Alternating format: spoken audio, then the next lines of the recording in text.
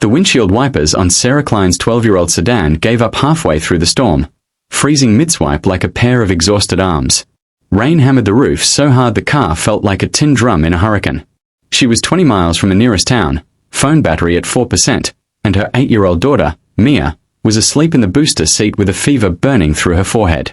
Sarah had promised her pancakes in the morning, a new start in a new town after the divorce papers were signed. Instead, she was coasting on fumes and prayers.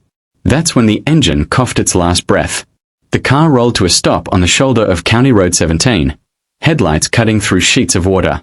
Sarah killed the lights to save the battery, sat in the sudden dark, and cried, quiet, ugly sobs that shook her shoulders. She hadn't cried like that since the day her ex-husband packed his Xbox and left without saying goodbye to Mia. She wiped her face, reached for her phone, and the screen went black. Dead. A single set of headlights appeared in the rearview mirror, slow and deliberate. A battered blue pickup eased behind her, hazards blinking. The driver's door opened and a man stepped out wearing a soaked denim jacket and a ball cap pulled low. He carried a flashlight in one hand and a paper bag in the other. He rapped gently on her window. Sarah cracked it 2 inches. "I'm okay," she lied. "You're not," he said. His voice was low, kind, and carried the faintest rasp of someone who'd spent years talking over engine noise. "Pop the hood. I've got tools." She hesitated, then did it. The man, his name stitched on the jacket read Tom, worked in silence, rain plastering his dark hair to his forehead. 10 minutes later the engine turned over with a reluctant growl. He slammed the hood and came back to the window. Alternator belt snapped. "I rigged it with a spare from my glove box. It'll get you to town, but you need a shop tomorrow." Sarah stared at the dashboard lights glowing like small miracles. I don't have cash on me. My wallet's in the glove box and..." Tom held up the paper bag. "Trade you for a sandwich. My kid packed 2. He thinks I'm still growing." He smiled, and the lines around his eyes deepened like parentheses around a private joke. She took the bag. Inside was a peanut butter and jelly on wheat, cut diagonally, crusts removed. A note in purple marker, "Dad, don't forget to eat. Love, Eli." Sarah's throat closed. "Thank you," she managed. Tom tipped his cap. "Garage on Maple opens at 7. Ask for me. I'll finish the job." He jogged back to his truck and disappeared into the storm. The next morning, Sarah pulled into Tom's auto repair just as the bay doors rolled up. The place smelled of motor oil and coffee. Tom was under a minivan, greased to the elbows, humming an old Springsteen song. He slid out when he saw her. "Thought you might show," he said, wiping his hands on a rag that had long ago given up being red. Mia tugged Sarah's sleeve. "Mom, here's the sandwich man." Tom crouched to MIA's level. "Hey, Captain. You feeling better?" Mia nodded shyly. "My fever broke." "Good. Fevers are sneaky. Like raccoons in trash cans." Mia giggled. Sarah watched the exchange, something warm loosening in her chest. "How much do I owe you?" Tom stood. "Belt's $30 parts, labor's on me. But I could use breakfast. Diner across the street makes a mean stack. You in?" She should have said no. She had a U-Haul to unload, a studio apartment to set up, a life to rebuild.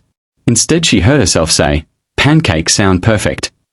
The diner smelled of bacon and syrup. They sat in a corner booth sticky with years of spilled coffee. Mia colored the kids' menu while Tom told stories. How he'd taken over the garage after his dad passed, how Eli had been asking for a dog since he was 4, how some nights the shop felt too quiet without the old man's radio playing classic rock. Sarah listened and felt the weight of the past year sliding off her shoulders like wet wool. When the check came, Tom snatched it. "House rules," he said. "First repair, first meal, both on me." Over the next weeks, the garage became a second home. Sarah dropped Mia at the attached waiting room where Eli, a wiry 10-year-old with Tom's same crooked smile, taught her how to change a tire on a plastic toy car. Sarah brought sandwiches in return, turkey and Swiss, ham and cheddar, always cut diagonally because she'd noticed Tom save the crusts for the stray cat behind the shop. One Thursday, the alternator light on Sarah's car glowed again. She coasted in just before closing. Tom took one look inside. Belt was a Band-Aid. "You need a new alternator. $200 plus labor." Sarah's stomach dropped. Rent was due. She'd taken a part-time job at the library, but the first paycheck was still a week away. Can I make payments? Tom rubbed the back of his neck. Tell you what. I need a website. Mine looks like it was built by a hamster on dial-up. You any good with computers? I was a graphic designer in my old life, she said quietly. Perfect. Design me a site, we call it even. She blinked. That's worth way more than. Sarah. He said her name like he'd been practicing it. Let people help you. World's not as mean as it pretends. That night she stayed late, sketching logos on the back of work orders. Tom closed the bay doors, turned on the radio low, and they worked side by side. Eli and Mia fell asleep on the couch under a pile of moving blankets. When the mock-up was done, Sarah spun the laptop toward him. Tom's eyes widened. That's professional. Like big city professional. It's what I used to do, she said. Before everything fell apart. He studied her face. Things fall apart so better things can click into place. My dad used to say that. Sarah laughed, but it cracked in the middle. I don't know what clicks anymore. Tom closed the laptop gently. Start with pancakes tomorrow. My treat. Summer unfolded like a slow exhale. Sarah's website brought in customers from 3 counties away. Tom taught her how to rotate tires. She taught him how to use Canva. Mia and Eli became inseparable, plotting elaborate games involving the shop's rolling tool chests and a cardboard box painted like a spaceship. One August evening, the sky bruised purple with an incoming storm. Sarah was closing the library when her phone buzzed. Tom. Hey, can you swing by the shop? Got something to show you. She arrived to find the bay doors open. String lights hung like constellations. A single table sat in the middle, set for 2. Eli and Mia peeked from behind an engine hoist, grinning conspirators. Tom stood in a clean flannel shirt, hands in his pockets. Eli says I'm supposed to ask you to dinner. Properly. No sandwiches. Sarah's heart performed an Olympic gymnastics routine. What about the kids? Sleepover at Eli's friend's house. First time in. Well, ever. He stepped closer. I'm not great at this. Lost my wife 6 years ago. Been dad and mechanic and that's been enough. Until you rolled in with a busted belt and a kid who likes her PB&J cut fancy. Sarah felt tears threaten. Tom, I come with baggage. A divorce. A daughter. A life I'm still figuring out. I come with grease under my nails and a 10-year-old who thinks farts are comedy gold. We are even. He reached into his pocket and pulled out a small velvet box. Sarah's breath caught. It's not a ring, he said quickly. I'm not that crazy. Yet. He opened it to reveal a silver key. It's to the shop. And the apartment above it. Eli and I rattle around up there. 3 bedrooms, 1 bath, and a kitchen big enough for pancakes every morning. If you and Mia ever want more space. No pressure. Just an open door. Sarah stared at the key like it might vanish. You're offering us a home.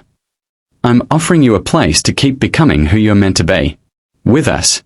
If you want. Thunder rumbled. The first fat raindrops hit the tin roof. Sarah stepped forward, took the key, and pressed it to her heart. Yes, she whispered. 1,000 times yes. Behind them, Eli and Mia burst from hiding, cheering like they'd won the World Series.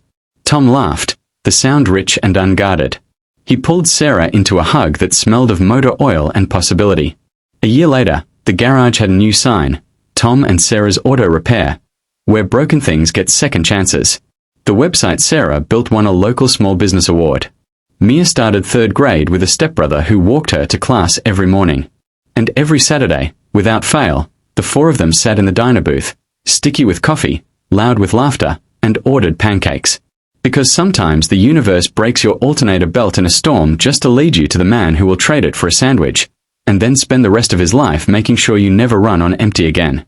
And that, friends, is how a single dad and a stranded mom discovered that the road to forever is paved with peanut butter, jelly, and a whole lot of heart.